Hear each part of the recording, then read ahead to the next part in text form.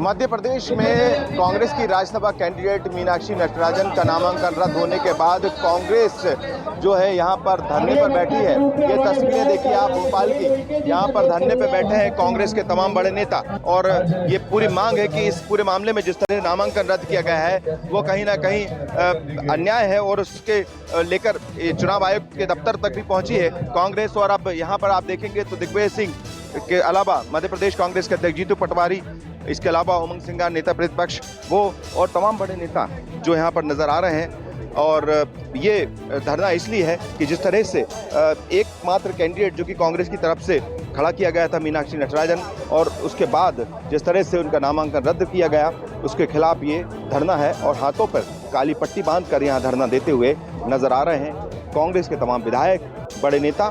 और इसी तरह का प्रदर्शन करते हुए, धरना देते हुए अपनी बात रखने के लिए यहाँ पहुंचे हैं और लगातार ये मांग कर रहे हैं कि कहीं ना कहीं इस मामले में या तो सुप्रीम कोर्ट का दरबार खचाए रहेंगे या साथ ही चुनाव आयोग पर भी अपनी बात रखेंगे तमाम बड़े नेता। और ये मांग कर रहे हैं कि जिस तरह से एक षड्यंत्र के तहत मीनाक्षी नटराजन का नामांकन रद्द किया है वो कहीं ना कहीं गलत है। कैमरा पर्सन कमलेश व्यास के साथ श्रीवास्तव, न्यूज़ 24 भोपाल। केंद्रीय कैबिनेट ने एक प्रस्ताव पारित करके प्रधानमंत्री मोदी को आज सम्मानित किया इस बात के लिए कि सबसे लंबे समय तक प्रधानमंत्री बने रहने का रिकॉर्ड आज उन्होंने तोड़ दिया है। प्रधानमंत्री मोदी ने लगातार निर्वाचित प्रधानमंत्री के रूप में देश के पहले प्रधानमंत्री जवाहरलाल नेहरू के 4,398 दिनों के रिकॉर्ड को आज पीछे छोड़ दिया। उन्होंने 26 मई 2024 को पहली बार शपथ ली थी और एनडीए सरकार के तहत अपने 12 वर्ष भी पूरे कर लिए। इस उपलब्धि पर प्रधानमंत्री नरेंद्र मोदी ने सोशल मीडिया प्लेटफॉर्म एक्स पर एक श्लोक साझा करते हुए कहा कि जनसेवा ही सुशासन की सबसे बड़ी परीक्षा है। हालांकि तकनीकी रूप से देखा जाए तो निर्वाचित प्रधानमंत्री के तौर पर नरेंद्र मोदी सबसे ज़्यादा लंबे समय तक प्रधानमंत्री बने रहने का रिकॉर्ड तोड़ा है, लेकिन पूरा अवधि देखा जाए तो अभी भी ये रिकॉर्ड पंडित जवाहरलाल नेहरू के पास है जो प्रथम प्रधानमंत्री हैं। यानी कि निर्वाचित प्रधानमंत्री के तौर पर सबसे लंबे समय तक प्रधानमंत्री पद पर बने रहने वाले प्रधानमंत्री नरेंद्र मोदी आज हो गए हैं। कैमरामैन रफीक के साथ प्रशांत देव, न्यूज़ 24। केंद्र की मोदी सरकार के 12 वर्ष पूरे होने के मौके पर उत्तर प्रदेश की सभी 403 विधानसभा सीटों पर बीजेपी के बड़े नेताओं ने मंदिर मंदिर माथा टेका, सरकार की उपलब्धियां भी गिनाई। केंद्र में प्रधानमंत्री नरेंद्र मोदी सरकार के 12 वर्ष का कार्यकाल पूरा होने के अवसर पर भारतीय जनता पार्टी के सभी बड़े नेताओं ने उत्तर प्रदेश की सभी 403 विधानसभा सीटों में एक एक मंदिर में पूजा और अर्चना की। इस क्रम में लखनऊ में बीजेपी प्रदेश अध्यक्ष पंकज चौधरी ने महामंत्री संगठन धर्मपाल सिंह, बीजेपी के नेता नीरज सिंह और बीजेपी के सभी विधायक और सांसदों ने अपने अपने क्षेत्र में मंदिरों में माथा टेका। दरअसल मोदी सरकार के 12 साल विश्वास के, विकास के और जन कल्याण के रूप में बीजेपी एक अभियान चला रही है।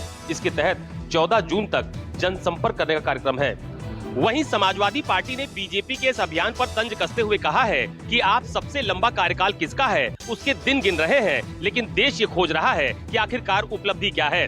कैमरा पर्सन मिंटू सिंह के साथ अशोक तिवारी, लखनऊ, न्यूज़ 24। इंडिया गठबंधन को लेकर शिवसेना यूबीटी नेता संजय राउत ने बड़ा बयान दिया है। संजय राउत ने कहा है कि बीजेपी के खिलाफ लड़ने के लिए कांग्रेस को मजबूत करना होगा, क्योंकि बीजेपी सभी क्षेत्रीय पार्टियों को खत्म करना चाहती है। ऐसे में समय आ गया है कि क्षेत्रीय पार्टियों को कांग्रेस को मजबूत करना होगा। मेरा सुझाव है कि जो क्षेत्रीय पार्टियां कांग्रेस से निकली हैं यानी कांग्रेस से अलग हुई हैं, उनको अब कांग्रेस में विलय कर देना चाहिए। मैं किसी पार्टी का नाम नहीं लेता, लेकिन ममता बनर्जी जो चुनाव में कांग्रेस को कोसती थी, जब उन पर मुसीबत आई तो सबसे पहले वो सोनिया गांधी के पास गई। इस पर शिवसेना शिंदे गुट के नेता उदय सामंत ने कटाक्ष किया है। उदय सामंत ने कहा है कि संजय राउत को सबसे पहले अपने पार्टी की स्थिति देखनी चाहिए, उनको कांग्रेस के हितों की चिंता नहीं करनी चाहिए। ये देखना चाहिए कि उनकी पार्टी में कौन नेता बचा है। कैमरामैन के साथ इंद्रजीत सिंह, न्यूज़ 24, मुंबई। अयोध्या में भगवान श्री रामलला के मंदिर में चढ़ावे की चोरी के आरोपों के बीच अब ये पूरा मामला दिल्ली में प्रधानमंत्री कार्यालय तक पहुंच गया है। अयोध्या राम मंदिर में चढ़ावे की धनराशि में गड़बड़ी और चोरी के आरोपों के बीच मंदिर निर्माण समिति के अध्यक्ष नृपेंद्र मिश्रा कल अचानक अयोध्या पहुंचे। इस दौरान उन्होंने श्री राम जन्मभूमि तीर्थ क्षेत्र ट्रस्ट के पदाधिकारियों के साथ बैठक कर पूरे मामले की जानकारी ली। सूत्रों के हवाले से ये भी चर्चा है कि इस मामले की गंभीरता को देखते हुए प्रधानमंत्री कार्यालय ने रिपोर्ट तलब की है। इस मामले में अयोध्या के ही बीजेपी नेता रजनीश सिंह ने सीधे प्रधानमंत्री नरेंद्र मोदी को पत्र भेजकर शिकायत दर्ज करवाई और उच्च स्तरीय जांच की मांग की है। ये विवाद उस वक्त और बढ़ गया जब एक पूर्व लेखा अधिकारी महिपाल सिंह ने दान की व्यवस्था में बड़े पैमाने पर अनियमितताओं के आरोप लगाए। वहीं समाजवादी पार्टी के मुखिया अखिलेश यादव ने मामले की निष्पक्ष जांच और जिम्मेदार लोगों के नाम सार्वजनिक करने की मांग की है। दान चोरी का यह मुद्दा अब यूपी की सियासत का केंद्र बन गया है और सपा, कांग्रेस समेत पूरा विपक्ष इस मुद्दे पर बीजेपी सरकार की घेराबंदी में जुट गया है। हालांकि ट्रस्ट ने तमाम आरोपों को खारिज करते हुए दावा किया है कि दान की आई धनराशि और खातों का नियमित तौर पर ऑडिट कराया जाता है और किसी भी तरह की शिकायत की जांच की जा रही है। कैमरा पर्सन धर्मेंद्र साहू के साथ मानस श्रीवास्तव, लखनऊ न्यूज़ 24। चीफ नहीं बल्कि चीफ मुख्यमंत्री हैं सम्राट चौधरी। जी हां, यह बयान है नेता प्रतिपक्ष तेजस्वी यादव का। गौरतलब है कि पिछले कई दिनों से सम्राट चौधरी और लालू परिवार के बीच घमासान मचा हुआ है। शुरुआत सम्राट चौधरी ने किया था जब भवन विभाग का जो नोटिस राबड़ी देवी को दिया गया था कि उनका जो सरकारी मकान है 10 सर्कुलर रोड, उन्हें 15 दिनों के अंदर खाली करना होगा। उसके बाद सम्राट चौधरी ने कहा था कि कोई भी मायका लाल सरकारी आवास खाली कराने से नहीं रोक सकता है। निश्चित तौर पर उसके बाद लालू परिवार के दो प्रमुख जो सदस्य थे, राबड़ी देवी और लालू प्रसाद यादव की सुरक्षा में कटौती की गई। आप देख सकते हैं उनका जो सरकारी आवास है 10 सर्कुलर रोड, वहां अभी भी आरजेडी के जो नेता हैं, कार्यकर्ता हैं, वो सुरक्षा कर्मी बनकर यहां पर पूरी तरीके से 24/7 मौजूद है। तो निश्चित तौर पर अब राबड़ी देवी ने भी कह दिया है कि वो अपना मकान जो है वह 15 दिनों के अंदर छोड़ देगी। लेकिन निश्चित तौर पर जो सवाल तेजस्वी यादव ने सम्राट चौधरी पर खड़े किए हैं, उनका कहना है कि सम्राट चौधरी बिहार का जो ज्वलंत मुद्दा है उसको छोड़कर बेवजह वह लालू परिवार के पीछे पड़े हैं और सम्राट चौधरी के लिए वर्तमान में बस दो ही मुद्दा है। पहला सुरक्षा में कटौती और दूसरा सरकारी आवास खाली कराना। कैमरामैन ऋषि के साथ सौरभ कुमार, पटना, न्यूज़ 24। गुजरात के मोरबी में बिजली कंपनी के खिलाफ किसानों का गुस्सा फूटा। उचित मुआवजे की मांग को लेकर कल चक्का जाम के बाद आज निकाली ट्रैक्टर रैली। मोरबी की सड़कों पर ट्रैक्टरों का हुजूम, पुलिस की भारी तैनाती और हवा में गूंजते सरकार विरोधी नारे गूंजते दिखे। जेतपुर गांव के किसानों का आरोप है कि बिजली कंपनी बिना उचित मुआवजा दिए उनकी जमीनों पर जबरन बिजली लाइन बिछाने का काम कर रही है। किसान पुलिसिया दमन से भी गुस्से में है। दरअसल जब बिजली कंपनी भारी पुलिस बंदोबस्त के साथ जेतपुर गाँव पहुंची तो भारी संख्या में स्थानीय किसान और ग्रामीण मौके पर जमा हो गए और काम का उग्र विरोध करने लगे। प्रदर्शन के दौरान महिला किसान बेहोश हो गई, जिसे तुरंत अस्पताल ले जाना पड़ा। पुलिस ने जब प्रदर्शन कर रही महिला आंदोलनकारियों को हिरासत में लेना शुरू किया तो किसानों का गुस्सा 7वें आसमान पर पहुंच गया। गुस्से में लाल किसानों ने पास के अनियारी टोल प्लाजा पर पहुंचकर कच्छ अहमदाबाद हाईवे को पूरी तरह जाम कर दिया। देखते ही देखते हाईवे के दोनों तरफ 5-5 किलोमीटर लंबी गाड़ियों का काफिला जमा हो गया। आखिरकार पुलिस को बल प्रयोग करना पड़ा। किसानों ने साफ अल्टीमेटम दे दिया है कि जब तक उनकी मांगे पूरी नहीं होगी उनकी ये लड़ाई जारी रहेगी। Cameraman Prasad Bhupendra Singh, Ahmedabad, news 24। Civil court के बाद पटना हाई कोर्ट से भी चर्चित शिक्षक खान सर को बड़ी राहत मिली है। अपने खिलाफ दर्ज हुए एफआईआर को रद्द कराने के लिए खान सर अपने वकील के माध्यम से पटना हाई कोर्ट में याचिका दाखिल की थी, जिस पर आज सुनवाई हुई और जस्टिस चंद्रशेखर झा की एकल पीठ ने इस पूरे मामले की सुनवाई करने के बाद इस पूरे मामले को लेकर बिहार सरकार को हलफनामा दाखिल करने के लिए कहा है। आपको बता दें कि 2 जून को खान सर के खिलाफ पटना के कदमकुआं थाना में एफआईआर दर्ज हुए थे, जिसमें इनके विधायक के जो बॉडीगार्ड हैं उन्होंने आरोप लगाया था कि खान सर के कहने पे उन्होंने फायरिंग की थी और इस पूरे मामले को लेकर उनकी गिरफ्तारी के लिए पटना पुलिस प्रयास कर रही थी। हालांकि सिविल कोर्ट से 20 जून तक खान सर की गिरफ्तारी पर रोक लगा दी गई है, लेकिन खान सर अपने हुए पूरे मामले में दर्ज एफआईआर को रद्द कराने के लिए पटना हाई कोर्ट पहुंचे थे और जहाँ हाई कोर्ट ने पूरे मामले की सुनवाई की है। कैमरामैन नीरज पाठी के साथ अमिताभ ओझा, न्यूज़ 24। पश्चिम बंगाल के राजनीतिक सियासी पारा चढ़ा हुआ है।